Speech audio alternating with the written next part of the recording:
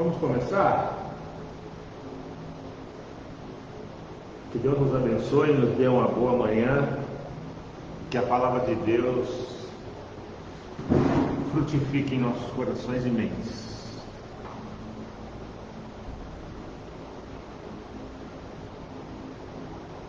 Abram o texto. Capítulo 8, como nós não conseguimos terminar a semana passada, vamos dar início a partir do capítulo 8, tá, irmãos? Capítulo 8.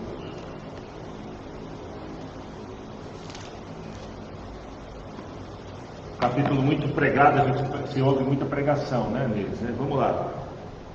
Vamos para o resumo. Primeira divisão vai do versículo 11 ao 17. Eu coloquei um tema aqui provocativo para provocar vocês mesmo, A ideia da verdadeira batalha espiritual, Muito se fala em batalha espiritual, Batalha espiritual daqui, batalha espiritual dali. Vamos ver se a gente consegue entender o que é isso. Paulo conclui com sua argumentação de maneira magistral, a argumentação que vem lá desde o capítulo 7. O agora indica o tempo presente, o advérbio de tempo, para todo aquele que reconhece Jesus como Salvador. A conjunção, pois, reitera a exclamação de vitória que vem por Jesus Cristo, nosso Senhor, lá no capítulo 7, versos 23 e 25. A lei servia como paliativo para evitar a morte do homem. Cristo livrou o homem da lei, que mostrava o quanto o pecador era. A lei era terrível nesse sentido. Por mais que efetuasse sacrifícios, o homem não conseguia se livrar do pecado. Por isso que Paulo fala: maldito o homem que sou, quem me livrará um pouco dessa morte. Em Cristo, essa agonia, essa angústia, Para quem não sabe, angústia é um sentimento que se dá pela não conquista, Quando eu não consigo conquistar algo, eu fico angustiado, Talvez por isso a sociedade moderna sofra tanto, Ela vive em busca de conquistas, Os meios de comunicação, se é proposital ou não sei, não vamos discutir isso. Mas os meios de comunicação parecem vender um tipo de vida ideal, A felicidade está se você consumir tal sabão em pó. A felicidade está em se você utilizar tal sabonete. A felicidade está em se você usar esta ou aquela toalha de mesa. A felicidade está em se você comprar nesta ou naquela loja de eletrodomésticos, eletrônicos, Se você tiver tal carro, se você viajar para tal lugar, Quer dizer, e não é todo mundo que consegue fazer isso. Aliás, são pouquíssimas pessoas que conseguem consumir o que querem, Ter o que a televisão, o que a propaganda vende. Então isso produz em nós um tipo de sentimento que a gente não consegue explicar, que é o vazio no peito, esse vazio da angústia, que é um aperto, que é um vazio e ao mesmo tempo um aperto, que isso dá-se o nome de angústia. Esse era o problema da lei. Por mais sacrifício que o homem fizesse ou efetuasse, por mais pleno, por mais perfeito que fosse o sacrifício, quando ele saía de lá, ele continuava sentindo-se vazio, existencialmente falando. Por isso há todo um teatro, quando nós lemos os evangelhos, não sejam como os hipócritas, que ficam nas praças com cinza no rosto e roupa velha, para mostrar o quão santos são. Quer dizer, percebe? Então, como eu não conseguia a satisfação interna na prática da lei, o crente judeu, o que ele fazia? Ele tinha toda essa questão teatral, mostrar-se puro, mostrar-se limpo, mostrar-se santo, Já com a vinda de Jesus, o ministério de Jesus, sofrimento, morte e principalmente a ressurreição, Eu gosto sempre de dizer, quem está comigo há mais tempo já ouviu isso, a ressurreição é tão importante quanto o nascimento. Né? Se a Páscoa, né? Se a gente esquecer um pouco o chocolate, o coelhinho e tal, e pensar na Páscoa como a ideia da ressurreição, ela é tão importante, não é nem mais nem menos, ela é igual, é tão importante quanto o Natal, porque foi importante Jesus nascer, é óbvio, o Salvador, vindo à plenitude dos tempos, né? Gálatas 4:4, vindo à plenitude dos tempos, Deus enviou seu Filho, nascido de mulher, nascido sob a lei. Mas o próprio Cristo passou os seus 3 anos, né? Cerca de 3 anos e meio de seu ministério, anunciando alguma coisa que era, até para os judeus, extraordinário, que era a ressurreição. E a ressurreição é um marco, é um divisor de águas, assim como o nascimento de Jesus, para a doutrina cristã. E entender isso, ter um encontro com Cristo, nos 3 anos e meio, encontrá-lo na cruz, encontrar com Jesus, caminhar com Jesus 3 anos e meio, significa imitá-lo, certo? Ele é o nosso mestre, o nosso rabino, o nosso pregador, está nos ensinando. Encontrar com ele na cruz, encontrar com Jesus na cruz significa vislumbrar o nosso pecado nele representado. Por isso, o amor de Deus nos constrange, Paulo escreve, né? Um morreu, logo todos morreram. Quer dizer, eu preciso caminhar 3 anos e meio, eu preciso ter um encontro com ele na cruz, e depois eu preciso ver o Cristo ressurreto, porque ele não está na cruz, né? Os católicos, né? A gente sempre fala da cruz com o Cristo. Lá hoje, os católicos se adaptaram, né? O crucifixo está vazio, né? É difícil você ver um crucifixo com um bonequinho ali, né? Tipo, representando Jesus. Hoje o crucifixo está vazio, porque Cristo ressuscitou, né? Então a ressurreição é o marco. Então passar por esses paradigmas, vamos dizer assim, né? Por essas fases, a conversão vai ficando mais aprofundada, a mudança do nosso comportamento vai acontecendo de uma forma mais grandiosa. Porque o que vai acontecer? Quando eu vislumbro o Cristo ressurreto, eu canto que nem Paulo: onde está a morte, a tua vitória, onde está o inferno, o teu aguilhão. Eu perco medo. O vazio existencial, a angústia, não existe mais. A angústia, percebe? A lei não preenchia essa angústia. O Cristo ressurreto preenche essa angústia.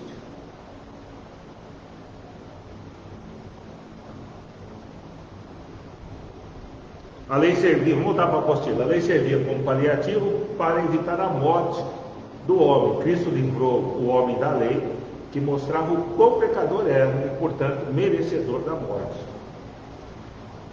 A lei exigia que sangue fosse derramado para que houvesse remissão dos pecados, Hebreus 9:22. Por essa razão, o sangue de Jesus foi derramado em favor da humanidade decaída. É o Cordeiro de Deus que tira o pecado do mundo, certo? Quando diz no verso 3, em semelhança de carne pecaminosa, Paulo está comprovando, por revelação, obviamente, porque ele não caminhou com Jesus, certo? Que Jesus foi pleno ou plenamente humano. E isso é de fundamental importância, tá, irmãos? Jesus não fingiu sofrer, Jesus não fingiu fome, Jesus não fingiu sede. Jesus sentiu todas essas coisas. E só sente humano. Só humano sente, né? Animal é instinto, o ser humano é muito mais que instinto. O ser humano é subjetivo, ele é emoção, ele sente falta, sente dor, sente angústia, sente saudade, lembrança, certo? Por isso tem a diferença entre as necessidades psicológicas e as fisiológicas. Todas elas passam pelo sentir, tá certo? Por isso o afeto, né? Afeto é a ideia daquilo que nos afeta, né? Sentimos afeição por isto ou por aquilo, por esta ou por aquela pessoa, né? Ela nos afeta, né? Positivo ou negativamente falando. Por essa razão, o sangue de Jesus foi derramado em favor da humanidade decaída. Quando diz pleno humano, Jesus foi humano em toda a plenitude do termo, vivendo e vivenciando todas as possibilidades, provações, tentações, fragilidades, desassossego que alguém pode viver.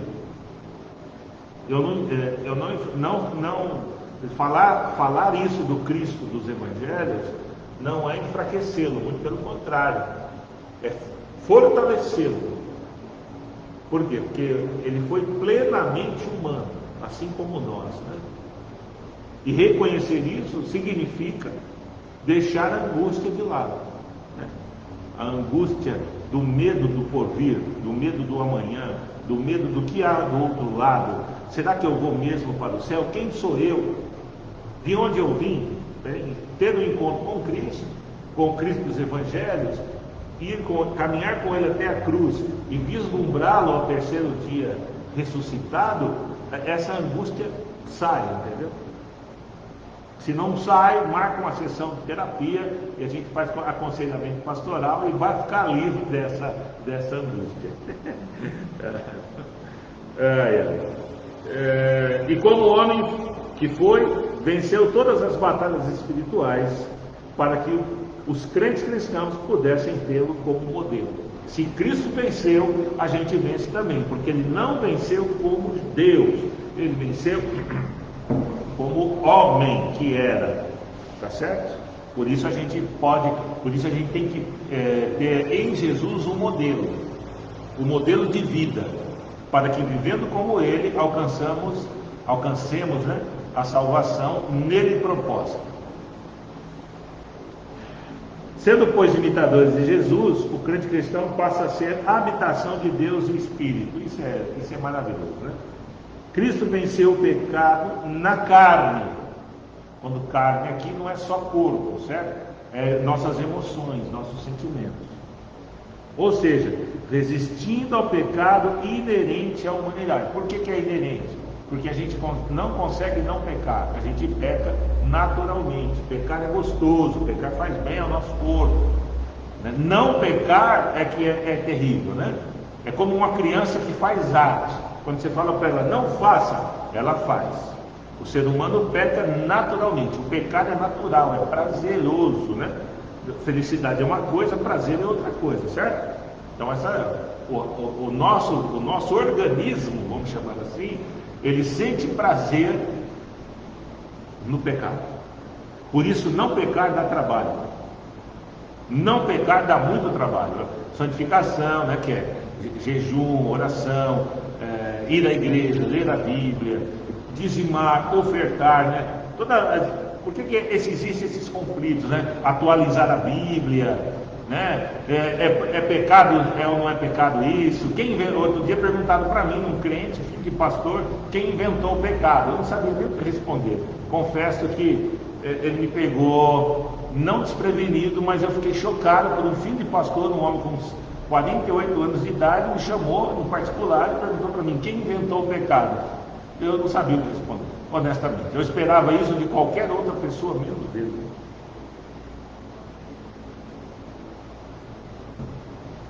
Na verdade, tudo isso é angústia, né? Ele está com um problema existencial e eu não sei qual é, e eu não sei se posso ajudá-lo, se ele não me disser qual é. Mas enfim,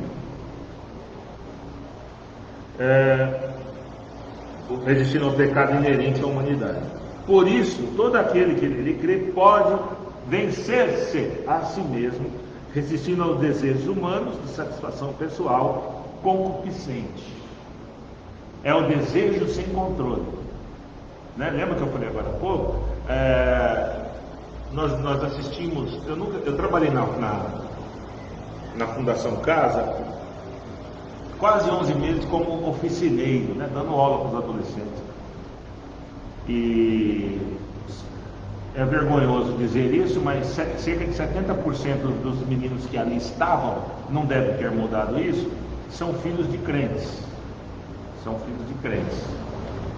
É só uma constatação, porque eu já ouvia falar disso por intermédio de outros pastores e tal, mas eu vi isso de perto, em loco. Eu trabalhei lá 11 meses na Fundação Casa aqui do Pedaço, e não é desta ou daquela igreja, de todas as igrejas, passando de Testemunha de Jeová, da Assembleia de Deus, Deus e Amor, Adventista Sétimo Dia, Congregação Cristã, todas as igrejas, não tem esta ou aquela, todas as igrejas. E por que é isso? Não sei, não vamos discutir isso agora. Mas o que todos eles lamentavam é não poder ter. Né? Sabe a crise do ser e ter? Né? Que a propaganda vende nos meios de comunicação uma possibilidade de felicidade. Aí a gente vai à igreja em busca de uma pregação que nos mostre o caminho para a salvação, o conhecimento de Deus para questões existenciais, ou seja, a mídia mostra o ter, a igreja deveria mostrar o ser. Mas quando você vai para a igreja, não estou falando dentro daquela, estou colocando todas no mesmo balde, tá? Todas na mesma peneira. Quando você vai à igreja e o centro da pregação é ter e não ser, aí nós criamos um problema, que é a angústia que volta, porque eu não posso ter sem ter meios para consegui-lo, né? E a maioria desses meninos, eles reclamavam dessa situação, né? De que a vida era difícil, né? Por isso eles entraram para a vida do crime, para poder ter aquilo que o pai não podia dar, a mãe não podia dar. Aí você fala, é tudo, né? Isso, aquilo, não é verdade. Existe uma manipulação de massa aí. É papel fundamental da igreja trabalhar essas questões existenciais, não alienando, mas conscientizando, né? Porque senão a igreja passa a ser mais um mero aparelho estatal, né? De controle de massas. E não é essa a ideia. O papel da pregação, assim como foi o de Jesus, foi de conscientizar as pessoas, né, o quão perto Deus estava. Por isso ele fala, não andeis ansiosos por coisa alguma, capítulo 6 de Mateus, né? Não vos preocupeis com o que é vez de comer ou o que é vez de vestir. Percebe? Obedecer a Deus a sua justiça e todas essas coisas serão acrescentadas. Quer dizer, é ser primeiro para ter depois, dentro da possibilidade de cada um. Mas quando você coloca todo mundo dentro da mesma possibilidade do ter, né, aí fica complicado, né? Essa é uma das críticas à globalização, né? Que parece que todo mundo é igual, todo mundo é feliz, e isso não é verdade.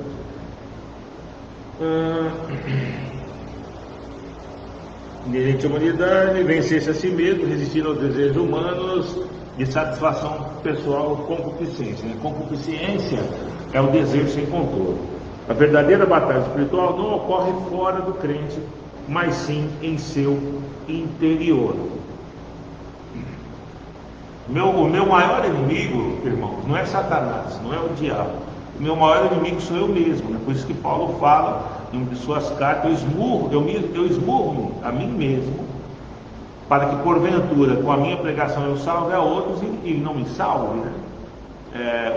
Percebe? Miserável homem que sou, o bem que quero fazer não faço, mas o mal que não quero faço toda hora. Percebe? O maior inimigo do homem é o próprio homem, não é o diabo. O diabo apenas ele incentiva, né?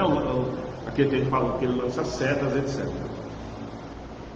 E aí, se eu dou vazão a esse sentimento, lembra a semana passada que nós falamos do id, ego, superego, né? Se eu dou vazão ao meu sentimento, aí o negócio fica complicado. Verso 12 a 17, doutrina da adoção. Depois, quando a gente terminar isso aqui, a gente faz a teologia paulina, né?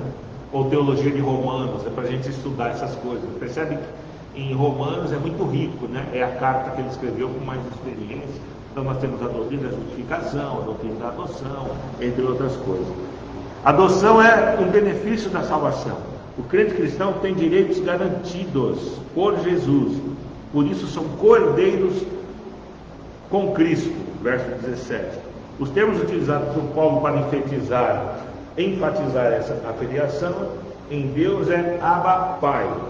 É um termo aramaico e expressa intimidade filial, cheia de familiaridade. A conversão faz com que o homem tenha experiência com a Trindade. Reconhecer Jesus como Salvador torna o crente cristão habitação do Espírito Santo e Javé torna-se Pai. Por isso está escrito lá nós vimos em João: todos quanto receberam Jesus, automaticamente recebem o direito de se tornarem filhos de Deus por adoção em Jesus Cristo. Verso 18 ao 25. Quando Adão pecou, toda a humanidade tornou-se vã. Vamos brincar com essas palavras. Verso 20 do capítulo 8. Cadê? Pois toda a criação está sujeita à vaidade. E vaidade aqui, irmãos, é uma palavra espanhola, vanidade. Não é vaidade de beleza, tá? É vaidade de nulo, de coisas vãs, tá certo? É a questão do ter. O ter é vão. Quanto mais se tem, mais se busca ter. É por isso que nós vimos nos evangelhos, quando ele diz, aquele homem que enche celeiros, e diz: a minha alma está regalada, e é louco esta noite pedirão a sua alma. Quer dizer, as posses, o ter, não satisfaz o ser,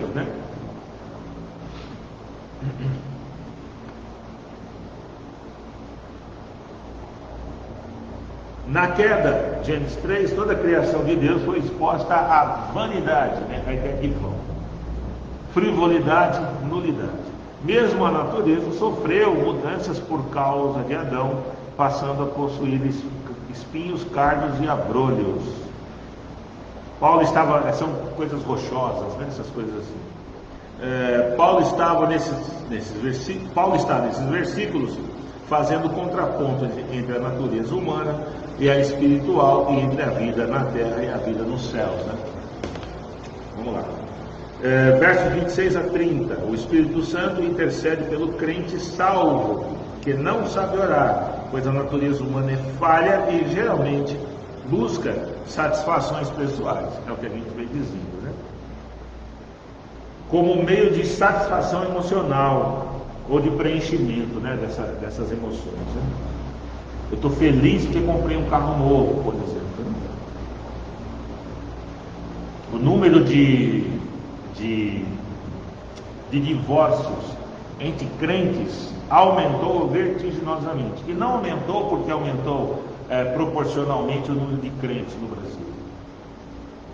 Não é por isso.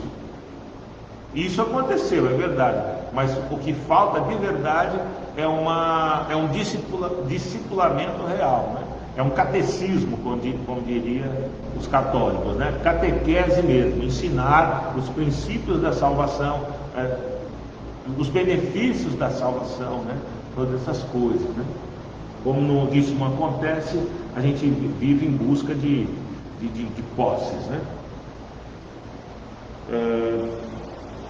Tiago, irmão de Jesus, corrobora com Paulo em sua carta, quando escreve: de onde procedem as guerras e contendas que há entre vós? De onde serão os prazeres que militam na vossa carne? Percebe a batalha espiritual? Eu quero, não quero, não quero, eu quero. Na teologia islâmica, o anjo é chamado de djinn, o gênio. Por isso o djinn é um gênio, Ele é chamado de djinn. E aí sempre tem nos desenhos, se a gente prestar atenção, quando no Pica-Pau ou qualquer outro desses desenhos malucos mais antigos, aparece um diabinho no ombro e um anjinho no outro, Essa é a teologia islâmica, E eles são djinns, ou gênios, anjos. Então um fala, pega, o outro fala, não, que é errado. Percebe? Então essa batalha, não estou dizendo que isso existe, estou só usando como comparação, Então essa batalha que acontece aqui dentro de nós é tipificada assim: um lado fala não, que é errado, o outro lado fala faz, pega nada, essas coisas. De onde procedem as guerras e contendas entre vós, senão dos prazeres que militam na vossa carne? Cobiçais e nada tendes, matais e invejais, e nada podeis obter. Viveis a lutar e a fazer guerras, nada tendes, porque não pedis. Pedis, e não recebeis, porque pedis mal, para esbanjardes em vossos prazeres. Percebe? O que Tiago está dizendo aqui? Que o que a gente deveria pedir, a gente não pede. E o que é que a gente deveria pedir? Não sei. Eu só sei que a gente pede o que não deve ser pedido, que são posses, né? Vamos orar assim: Senhor, faz de mim mais crente. Ou então, como os apóstolos, que nós vimos lá nos 10 primeiros capítulos de Atos, eles pregavam, eram presos, apanhavam e oravam: Senhor, dá-nos mais coragem, para que a gente pregue com mais intrepidez. Não, peraí, apanhar não. Eles não tinham medo, né? Eles pregavam, eram presos, apanhavam e oravam agradecendo pela surra e pediam mais coragem para pregar mais. Será que é isso que a gente deve pedir? Coragem para pregar mais? Mas pregar de verdade, né? Não fazer acordo, né? Ficar bonitinho com este ou com aquele representante desta ou daquela situação, né? Paulo também destaca a presciência divina.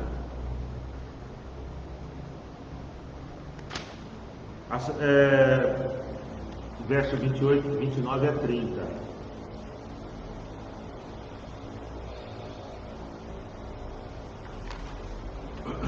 A saber, quem será salvo.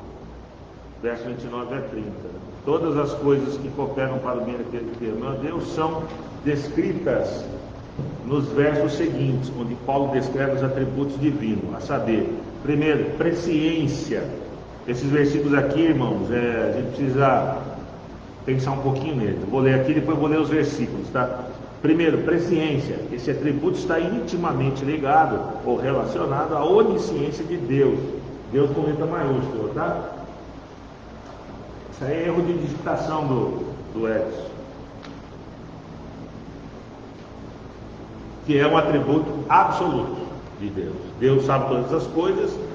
Não existe tempo passado ou futuro para Deus, ele vive no eterno presente. 2. Justiça.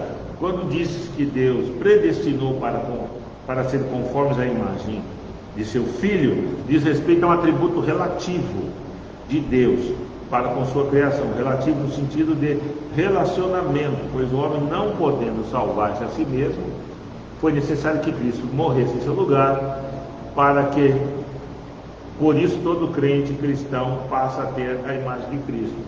Percebe? A gente não pode colocar um atributo contra o outro atributo. Eles têm que se correlacionar de forma harmoniosa. E não é porque eu quero, é porque Deus, ou porque eu estou dizendo, é porque Deus é um ser perfeito. Não existe conflito emocional em Deus. Tá bom? Eu vou ler esse versículo para vocês, porque esse versículo está dor de cabeça.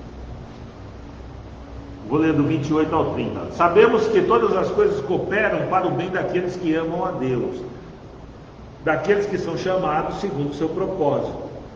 Porquanto, aos que de antemão conheceu, também os predestinou. Essa palavra aqui que dá trabalho, predestinou aqui é no sentido de presciência, tá? O que de antemão conheceu, onisciência. Deus sabe quando o mundo vai acabar, portanto ele sabe quantas pessoas vão nascer de hoje, dia 28 do 11 de 2020, até o dia da volta de Cristo. Então ele sabe o que de antemão conheceu, e ele sabe quem nesse período se converterá e não se converterá. Por isso predestinou no sentido de presciência. Porque os que de antemão conheceu, também os predestinou para serem conformes à imagem do seu Filho. Ou seja, aqueles que se identificam com Jesus têm que ter a imagem de Jesus. E que imagem é essa? A que está nos 4 evangelhos. O Jesus homem, não o Jesus glorificado lá de Apocalipse. Aquele Jesus de Apocalipse é melhor a gente não mexer nele, porque senão a gente vai ter problema, tá bom? Problema no sentido que não dá para identificar-se com ele, dá para identificar-se com o Cristo dos evangelhos. O primogênito entre muitos irmãos. E aos que predestinou, a esses também chamou. E aos que chamou, também justificou. E aos que justificou, também glorificou. Tudo bem até aqui? Vamos lá. Verso 31 ao 39. A conclusão é jubilosa. Após traçar nos capítulos anteriores as lutas e vicissitudes inerentes à humanidade, ele conclui dizendo: se Deus é por nós, quem será contra nós? No verso 32 e 36, exalta a severidade e bondade de Deus. Severidade de Deus para consigo mesmo, oferecendo em sacrifício para a humanidade seu próprio filho, é seu próprio filho. Por isso não existe condenação e nem acusação contra o crente cristão, porque é Deus quem justifica, O amor de Deus para com sua criação é inviolável. Não existe força humana nem espiritual que possa afastar o crente cristão de Deus. Eu vou ler para vocês do verso 37 ao verso 39. Quem nos condenará? Vou ler do 33. Quem intentará acusação contra os eleitos de Deus? Eleito no sentido da presciência, tá, irmãos? É Deus quem o justifica. Quer dizer, se Deus justifica o crente, está tudo certo. Quem os condenará? É Cristo quem morreu, ou antes, quem ressuscitou, o qual está à direita de Deus e também intercede por nós. Quem nos separará do amor de Cristo? Será a tribulação, a angústia, perseguição, a fome, nudez, perigo ou espada? Como está escrito: por amor de ti somos entregues à morte o dia todo. Fomos considerados como ovelhas para o matador. Está representado aqui a raiz do cristianismo, que vai ter como auge o capítulo 12, que é o nosso último capítulo que vamos trabalhar hoje. Não vos conformeis com este século, mas transformai-vos pela renovação do vosso entendimento. Isso implica em sofrimento. Em todas as coisas, porém, somos mais que vencedores por meio daquele que nos amou. Porque eu estou bem certo de que nem a morte, nem a vida, nem os anjos, nem os principados, nem as coisas do presente, nem do porvir, nem os poderes, nem as alturas, nem a profundidade, nem qualquer outra criatura poderá separar-nos do amor de Deus que está em Cristo Jesus, nosso Senhor. Com isso a gente consegue, graças a Deus, terminar o capítulo 8. Considerações, anotações de vocês.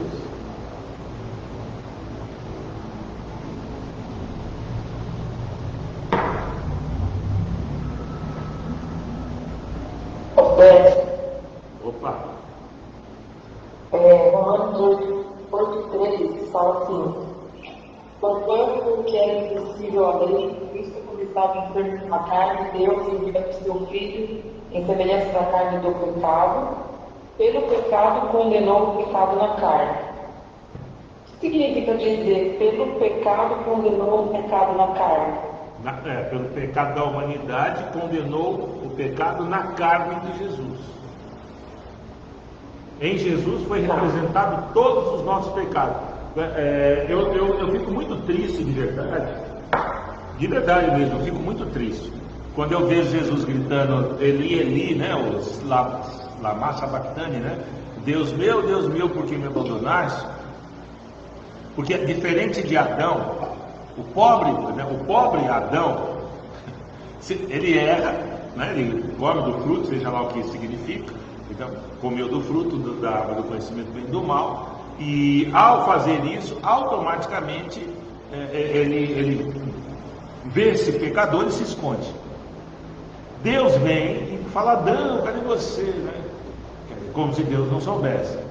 Percebe? Jesus na cruz, como sacrifício pela humanidade, não teve esse benefício de Adão. Eu fico muito triste de verdade quando leio esse texto, porque em Jesus está representado não só os pecados daqueles que viveram até aquele período, de toda a humanidade que vive hoje e que há de vir. Então, na carne de Jesus estava o pecado do Edson. E ele grita: Deus meu, por que me abandonaste? Porque Deus não conversa com o pecador, e Deus não conversou com Cristo na cruz. Ele ficou sozinho, ele sentiu ali a angústia de não ter Deus. por alguns minutos, infinitos minutos, Jesus sentiu o que eu e todos nós sentimos, né? É isso, irmã André. Condenou na carne de Cristo o pecado de toda a humanidade.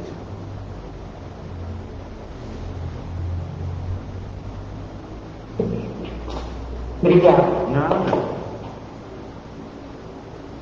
Mais alguém? Mais alguma anotação?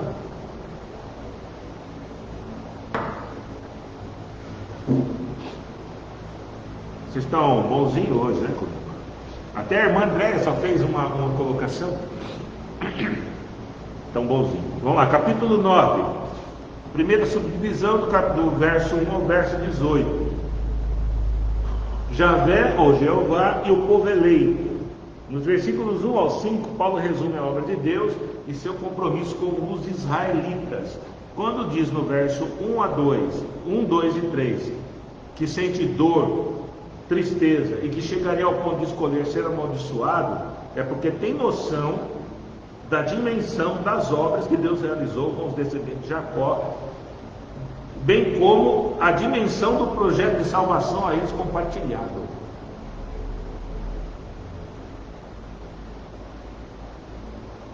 Vejamos, dos patriarcas, Abraão, Isaac e Jacó, Cristo, adoção, glória,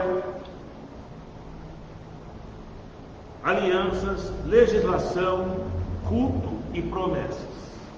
Vamos lá, a adoção teve início com a chamada de Abraão, Gênesis 12, sua concretização em Jacó, no vale de Jaboque. Por que concretização? Foi ali que fala assim, quando muda o nome dele de Jacó para Israel, né? Glória diz respeito à revelação. Os israelitas são privilegiados por terem recebido diretamente de Deus todos os meios pelo qual pudessem aproximar-se dele novamente. Foram escolhidos por Deus, né? E o que leva ao terceiro termo, que são as alianças. No Antigo Testamento, aliança do Antigo Testamento, porque apontava para o Novo Testamento. Não vamos pensar aqui, irmão, naquelas coisas de aliança abraâmica, aliança adâmica, aliança noética. Isso aí é subtema, tá bom? Que honestamente não tem muita profundidade, só é válido para pregações, né? Porque a gente subdivide, etc. Agora, o que vale mesmo são a aliança do Antigo Testamento e a aliança do Novo Testamento. Quando Jesus pega o cálice e fala, este é o cálice da nova aliança. Qual era a antiga aliança? Era a aliança da Páscoa, tá certo? Então Jesus não celebra a última ceia, ele celebra a última Páscoa e a primeira ceia. Ele estabelece ali uma nova aliança. Aliança, quando ele fala, ele segura um cálice, né? Fala, aliança no meu sangue. Então, quando fala aliança aqui, é isso, tá? Não fica pensando nesse negócio de aliança adâmica, aliança abraâmica, aliança davídica. Isso é bobagem, não tem muita coisa isso aí.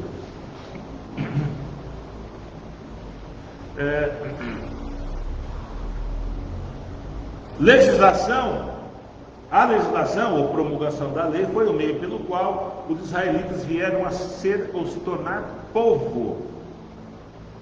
Legislação, é um povo que eles não tinham consciência de povo. Quando eles, a gente fala, como é que eles murmuram tanto? Murmuram porque estão acostumados a ser escravo. Quem está acostumado a servir não consegue falar não, né? Não consegue falar não. A gente precisa aprender a falar não, né? E é difícil falar não, né? Quando você pede uma coisa com o irmão, com a irmã, ele fala assim, eu vou ver direitinho, é porque ele não sabe dizer não. Ele não vai fazer, não vai ver, ele não vai te ajudar. Mas nesse caso aqui específico, os 40 anos entre todas as coisas que a gente pode enumerar, entre elas está adquirir a consciência de povo. Lembra que eles falavam assim, lá no Egito a gente era escravo, mas tinha cama. Lá no Egito a gente era escravo, mas tinha panela. Lá no Egito a gente era escravo, mas tinha pão. Lá no Egito a gente era escravo, mas tinha água, percebe? Eu não ligo ser escravo, desde que eu tenha onde dormir, onde morar e tenha o que comer. Não é muito esquisito isso daí? A escravidão foi um dos itens que teve que ser apagado da memória daquele povo durante a peregrinação dos 40 anos, né? Tem um livro muito interessante, eu vou lembrar o nome dele, Discurso sobre a Servidão Voluntária. Vale a pena ser lido, é um livrinho fininho, não tem nem 100 páginas, chama Discurso sobre a Servidão Voluntária, de Etienne de la Boétie. Depois eu escrevo o nome aqui. E leiam, vocês vão ler, e o livro é maravilhoso. Inclusive, é um livro de filosofia, mas ele cita essa questão de Israel querer voltar à escravidão do Egito, né? É uma coisa muito esquisita, né? Por isso que ele tem que ficar muito atento, porque o discurso de salvador da pátria, no meio político, também existe no meio cristão, viu? Não só no meio evangélico. Por isso tem um Papa, que é o pai dos pais. Por isso tem o padre, que é o pai. E por isso tem os pastores, que agora se dizem pai da fé. Você percebe? Segue o mesmo caminho. Papa, eu me lembro de quando me converti em 1988, criticava-se, não, o negócio de Papa está errado, porque Papa é pai dos pais. Padre está errado, porque padre latim é pai. Só que hoje a liderança evangélica, seja ela pentecostal ou neopentecostal, eles gostam de ser chamados de pai da fé. Ou seja, é a mesma coisa, não mudou nada, né? O que eles querem é um povo que preste tributo, serviço e adoração à sua magnificência. São pastores porque são escolhidos, né? Não é. Ninguém tem sangue azul. Ser pastor é uma vocação, mas não tem sangue azul. É igual a todo mundo. A diferença é que sofre mais, ou deveria. Não é para andar em carro do ano e morar em condomínio de alto luxo. É para servir o povo, né?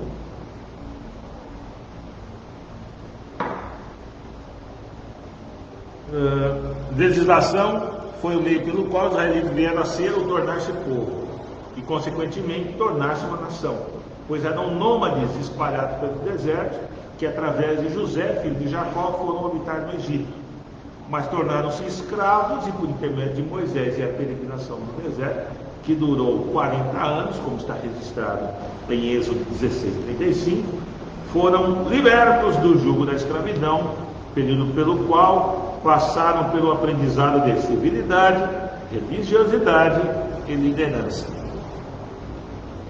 Quando põe liderança aqui, são todas as lideranças, né? Inclusive eles exigiram depois um rei como as outras nações, né? Eles não queriam mais ter um sacerdote profeta, né? Como foi o caso de Samuel, né? Samuel foi um sacerdote profeta. Depois parece que Ezequiel também foi um dos últimos, se me for a memória, foi um sacerdote profeta, né? Salvo engano, mas acho que eu não estou enganado não. No período que estiver no deserto, aprendendo como efetuar um culto, né? Por isso essa legislação do culto. A Javé, por intermédio dos profetas foram entregues, ou foram ratificadas, ou foram lembradas as promessas. E as promessas apontavam para o Cristo, tá certo, irmão? Não é promessa de ficar rico, né? Não é promessa de ganhar dinheiro, não é promessa nada disso, né? Outro dia aconselhando uma irmã, ela falou assim, mas não está escrito na Bíblia que Deus prometeu para nós o melhor da terra? Pega um versículo isolado, completamente fora de contexto, e ela não tem culpa disso. Ela ouviu, né, falar disso.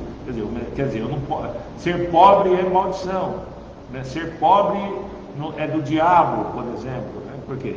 Porque Deus reservou para nós o melhor da terra, né? Agora a gente vai pregar sobre isso, né? Não é nada disso, né?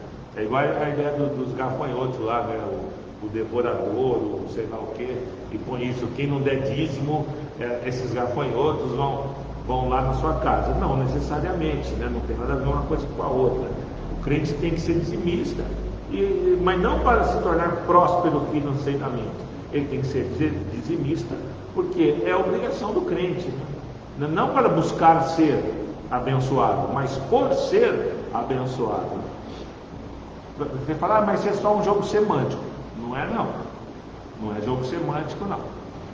O sacerdócio representado ou tipificado em Jesus é segundo a ordem de Melquisedeque, não é segundo a ordem de Arão, tá certo? E a ordem do Melquisedeque era ética, não era moral, tá bom? A gente pode até um outro dia fazer um estudo especificamente sobre essa questão da ordem de Melquisedeque e a ordem arônica, né? Mas isso aí é um estudo à parte. No versículo 6 ao 18, Paulo argumenta sobre a soberania de Deus. Soberania é um atributo relativo.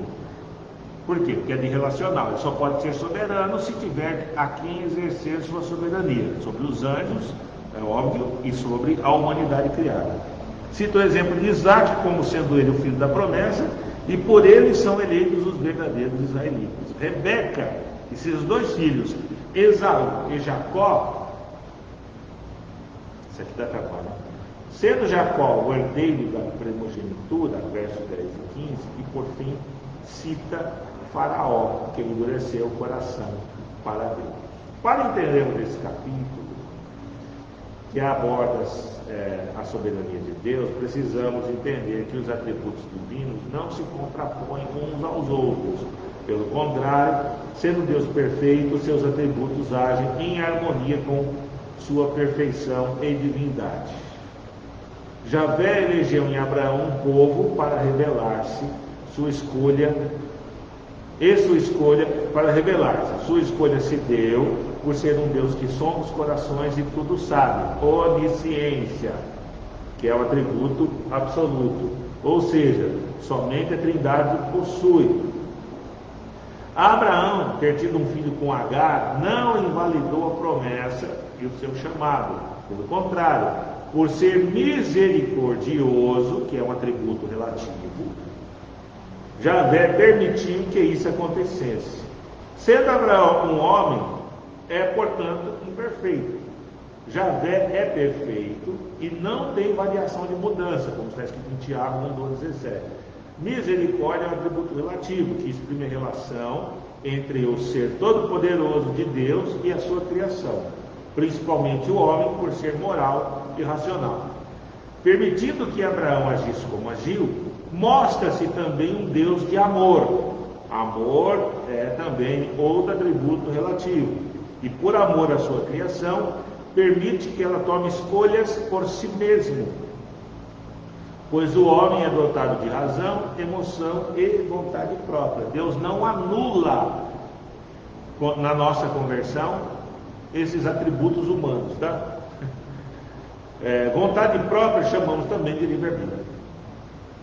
Javé abençoa Abraão e Sara com um filho, Isaac, mas não abandona Agar, que é mãe de Ismael.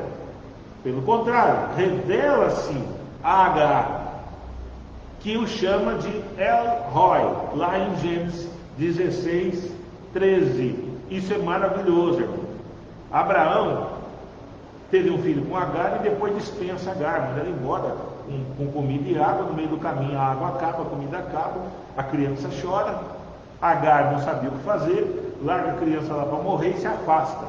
Aparece um anjo enviado de Deus e socorre a mulher, Agar, e socorre esse menino.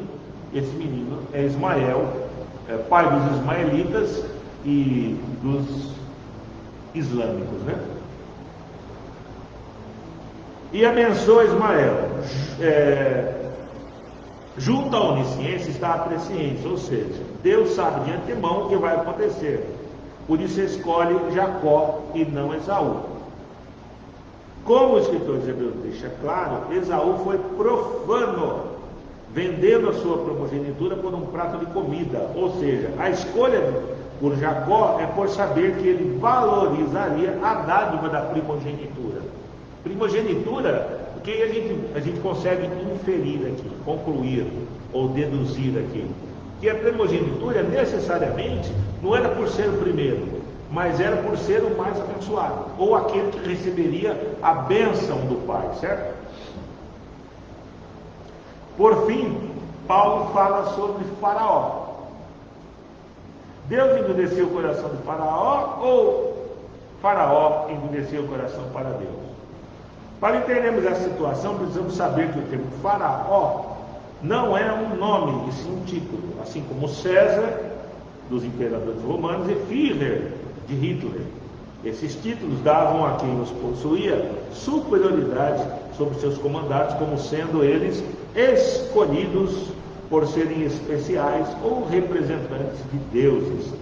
Por isso, quando Moisés pede em nome de Javé que liberte o povo, o faraó diz não conhecer nenhum Senhor ou nenhum Javé. Interessante, né? Lá em Êxodo capítulo 5, verso 1 e 2. Daí que todas as ações de Deus por intermédio de Moisés fez com que Faraó percebesse que de divino ele não tinha nada.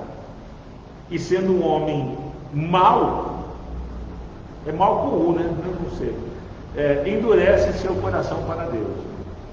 Vocês vão achar as notas de rodapé aí dizendo que Deus endureceu o coração de Faraó. Mas não se esqueçam que essas notas de rodapé são feitas ou foram escritas por teólogos calvinistas. E os calvinistas não acreditam no livre-arbítrio. E 90% do nosso material teológico do Brasil é ainda, eu acho que hoje está um pouco menos, está uns 75% a 80% do material produzido no Brasil, ele é calvinista. E aí eles defendem que Deus endurece o coração do homem, que Deus escolhe quem vai ser salvo. E isso não é assim, tá bom, irmãos? Não é assim mesmo. Porque se Deus decide quem vai ser salvo e quem não vai ser salvo, Deus é injusto, né?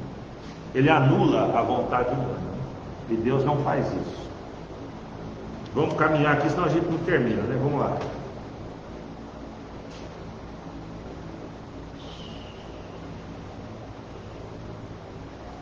Verso 19 ao 33. A relação entre os atributos é, portanto, harmoniosa.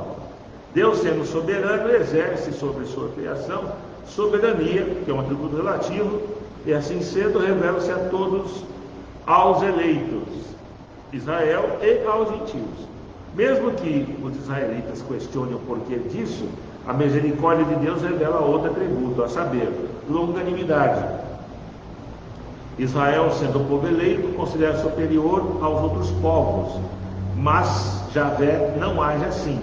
A pedra de tropeço, do verso 32, é o próprio Cristo. Paulo argumenta que tendo a lei, os judeus se perderam por usarem como meio de justiça própria, enquanto que os gentios, não tendo lei, buscaram a justificação pela fé. Por que Cristo é a pedra de tropeço?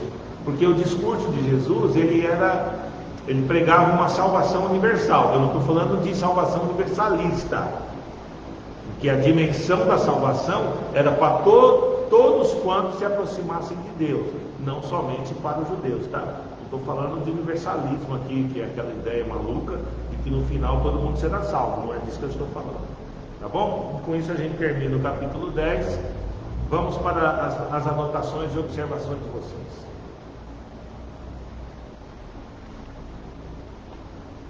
Desculpa, o capítulo 9. Capítulo 9. Pastor, bom dia a todos, pastor Laros. Desculpa. Só uma dúvida que eu surgiu agora, nesse último texto que eu estava comentando, que o senhor menciona que Jesus é chamado de pedra de pretexto. E o senhor explicou por quê. Mas aqui no caso, pedra de pretexto tem um significado positivo ou negativo? É negativo para judeu. É negativo para judeu. Para nós é positivo. Por quê? Porque para eles estavam justificados pela lei.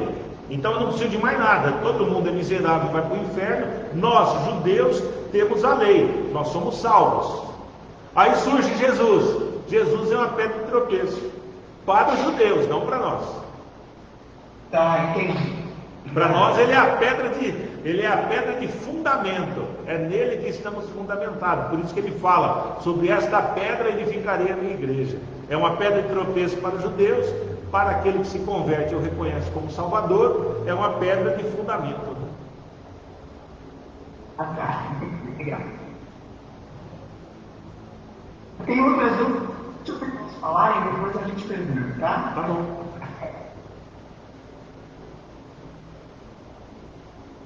Pastor Edson, Pois não. Peraí, que eu tossir. Desculpa, a voz não saiu. No 9:21 fala assim: ou não tem poder sobre o barro, para da mesma massa fazer um vaso para outro e outro para desonra? O que significa dizer que Deus faz vaso de honra e vaso de desonra? Se eu fosse calvinista, essa resposta seria fácil.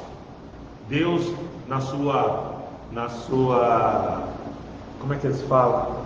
Na sua soberania, Deus é soberano, Ele faz o que quer.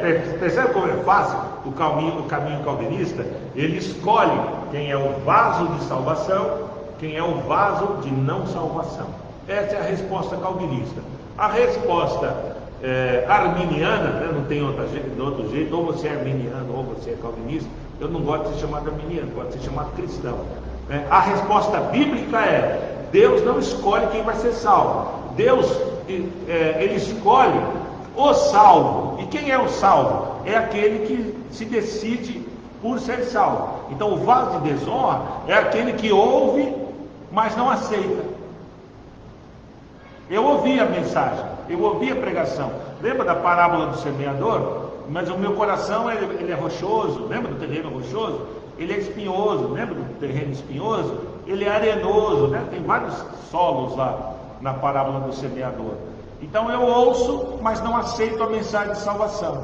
Então eu sou um vaso de desonra. É nesse sentido. Então, mas se todos somos feitos por Deus, significa que Deus faz vasos de honra e Deus faz vasos de desonra. Mas não que Ele escolhe quem vai ser salvo, quem não vai ser salvo. Espero que ele tenha resolvido. Esse versículo eu achei ele bem difícil, porque quando eu li a primeira vez, eu entendi que era salvação também, né? Aí na nota de rodapé aqui da minha Bíblia fala que não tem nada a ver com salvação, mas enfim. A Bíblia da Senhora a Bíblia da Senhora é a pentecostal. Quer dizer, ela tem que ter um comentário melhor, porque ela foi feita pela CPAD. Ou seja, arminiano, deveria ter um comentário aí, deveria ter uma base melhor aí, não tem, né? O pentecostalismo não tem teologia, infelizmente, né? Qual o versículo que é? 21. Vamos lá, 9:21. Porque fala assim que Deus fez a impressão assim, não. Tanto é que a minha pergunta a princípio era assim: por que Deus fez vasos para a desonra se Ele quer a salvação de todos, né? É complicado. Eu vou ler o verso 20 e o verso 21, tá? Para ficar melhor. Vamos lá. Quem és tu, ó homem? Se alguém tiver com o interlinear, por gentileza, vê para mim aí esse homem do versículo 20. É andrós ou se é antropos? Por gentileza. Quem és tu, ó homem, para discutir com Deus? Para discutires com Deus. Porventura pode o objeto perguntar a quem o fez, por que me fizeste assim? Ou não tem oleiro direito sobre a massa para do mesmo fazer um vaso para a honra e outro para a desonra? Quer dizer, a ideia calvinista é mais fácil. Quer dizer, Deus escolhe quem vai ser salvo e quem não vai ser salvo.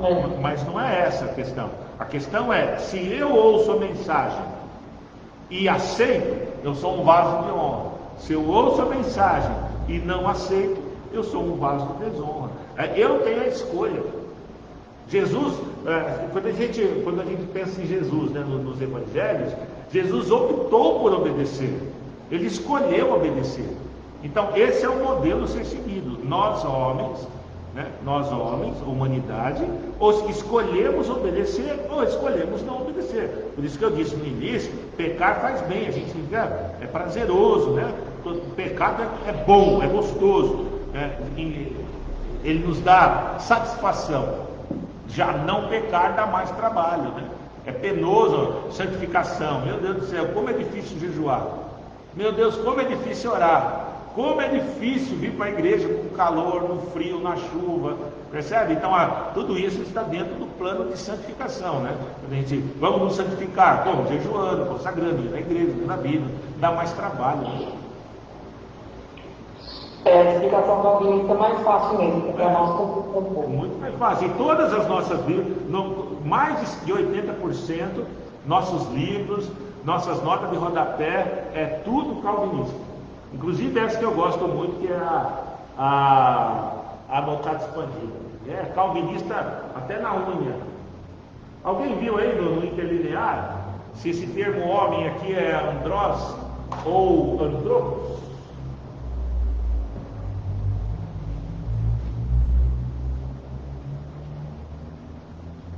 Eu estou com o interlinear aqui, mas eu confesso que estou ficando cada dia mais cego. Verso 20 do capítulo 9.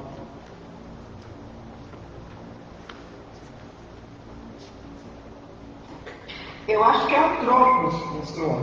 Não tenho muita certeza, não. Eu acho que é antropos. É isso mesmo. É isso mesmo. Aqui, ó. Meu óculos, eu preciso trocar de óculos, tá? É isso mesmo. É antrope. Está escrito aqui. Antrope. Então é de homem e humanidade, tá? Não é andrós. Ele não está falando com o homem macho. Ele está falando, quem és tu, ó homem, ó humanidade, para questionar Deus, né? Isso é. O seu Altemar também está com um interlinear lá. Nós vamos ter qualquer dia uma aula de grego aqui para a gente treinar o nosso grego. Mais alguém com alguma anotação?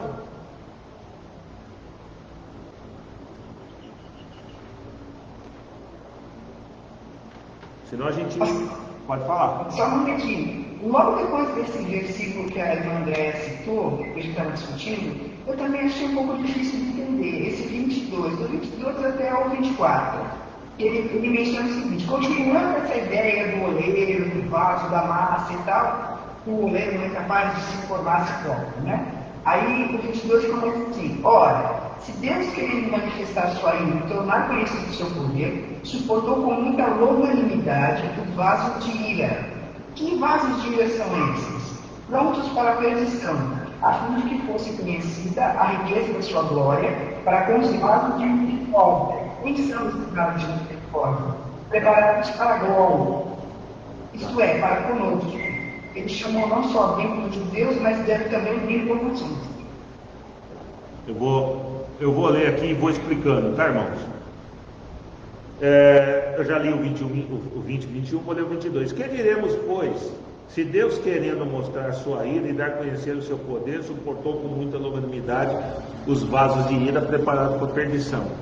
Aqui diz respeito à revelação. Lembra que nós falamos aqui, ó, a adoção, tudo isso foi dado aos judeus. Adoção, glória, alianças, legislação, culto e promessas. E quem são os vasos de ira? Os vasos de ira são aqueles que, mesmo ouvindo tudo isso, decidiram errar. E ele fala, suportou com longanimidade, ou seja, esse é um atributo relativo, é a paciência. É a paciência vezes 1000, por exemplo. É muita longanimidade. Então ele suporta, Deus em sua longanimidade, suporta esses vasos de ira. Está revelando-se a eles e mesmo assim eles decidem desobedecer. Verso 22. Verso 23. A fim de que também desse conhecer as riquezas da sua glória em vaso de misericórdia que para agora preparou de antemão. Ou seja, quem decide obedecer são chamados de vasos de misericórdia. É nesse sentido. São versículos difíceis? É óbvio que são versículos difíceis, porque nós estamos acostumados a ouvir o discurso fácil calvinista. Inclusive, eu me converti na Assembleia de Deus do Ministério Belém. Se eu não me engano, o irmão Altemar, que está aqui conosco, ele congrega no Ministério Belém. E a gente ouve no púlpito do Ministério Belém assim, quem for da salvação vai ser salvo. Esse discurso é calvinista.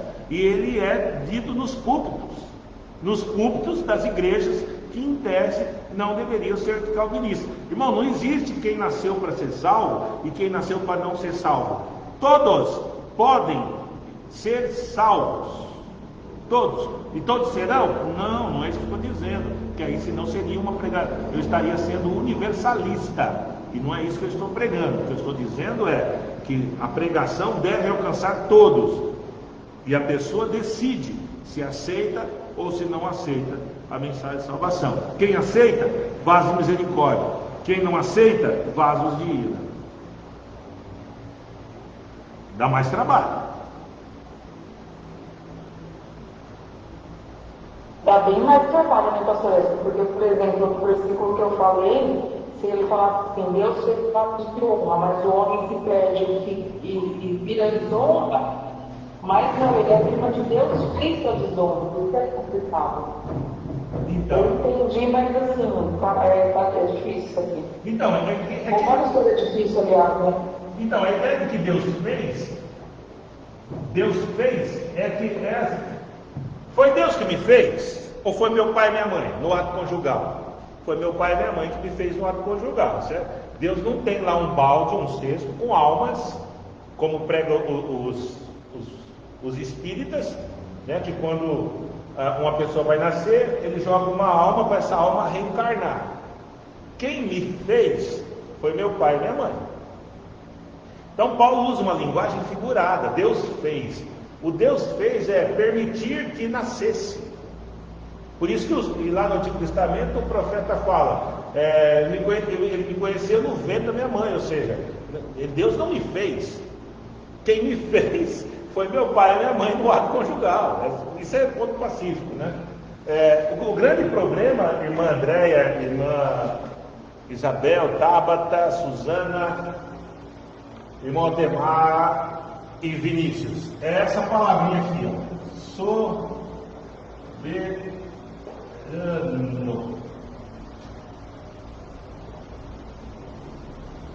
Soberano é substantivo.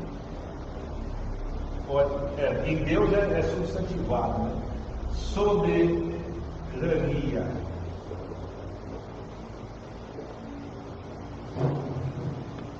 Os calvinistas, hoje tem um grupo que eles dizem que não é nem calvinista. Aqui no Brasil tem a teologia jabuticaba, né? Não sei se vocês sabem, mas jabuticaba só tem no Brasil, né? Então aqui no Brasil existem alguns movimentos teológicos que são jabuticabas, só existem aqui. Entre eles tem um grupo aí que se diz que eles não é nem calvinistas e nem arminianos, eles são soberanistas. Eles pegam isso aqui, que Deus faz o que quer. Porque a palavra, eu já falei aqui com vocês, ela vem do grego despotes. E despotes, dá a palavra em português despotar. Né? Despotar. O déspota é um líder tipo Adolf Hitler, por exemplo, tipo Getúlio Vargas, por exemplo, né? Ele manda e desmanda. Deus não é assim. Embora o termo soberano venha do grego déspotes, não significa que Deus age a seu bel prazer. Deus criou o mundo com leis perfeitas, porque Ele é perfeito. Deus criou o universo, o cosmos, né? Inclusive, já falei com vocês, a palavra cosmos significa ordem, certo? Então Deus criou o cosmos, percebe? É ordem. Deus criou todo esse universo com leis que Ele não interfere, porque se Ele tiver que interferir, significa que é imperfeito, e não há imperfeições. Por isso que o milagre é extraordinário, é a ação sobrenatural de Deus em alguma situação para que aconteça o inexplicável. Por isso que milagre não pode ser explicado. Mas vamos voltar para cá. Então Deus é soberano, exerce soberania sobre a sua criação. E criação aqui eu estou pensando no homem, tá? Homem, humanidade. Ele exercendo essa soberania não é despótica, não é arbitrária, não é unilateral, ela não é totalitária, essa é a palavra. Soberania não tem, de Deus é diferente de totalitarismo.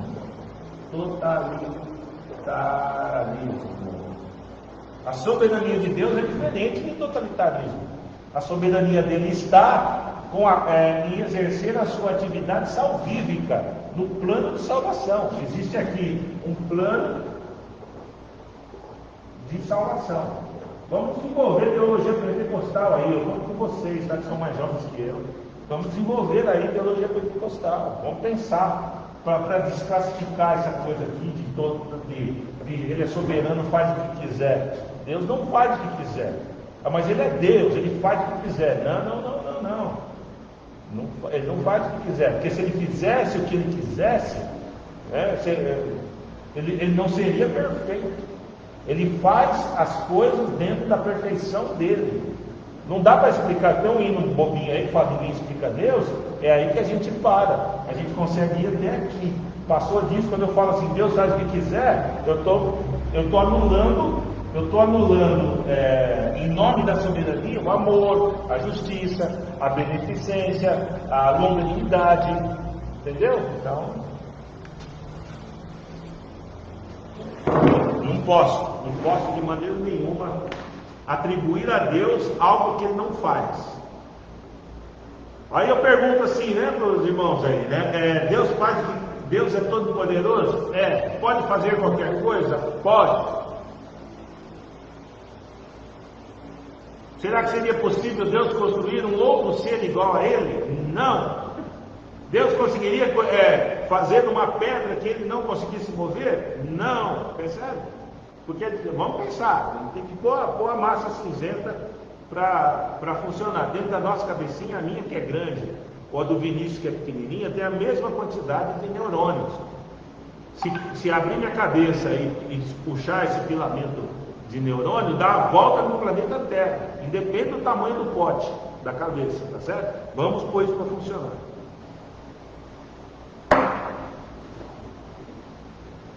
Tudo bem até aqui? Que horas são? 10:05. Vamos fazer um intervalo agora, depois a gente pega direto no capítulo 10, 11, 12. Pode ser ou não? Pode. Então tá, vamos fazer isso.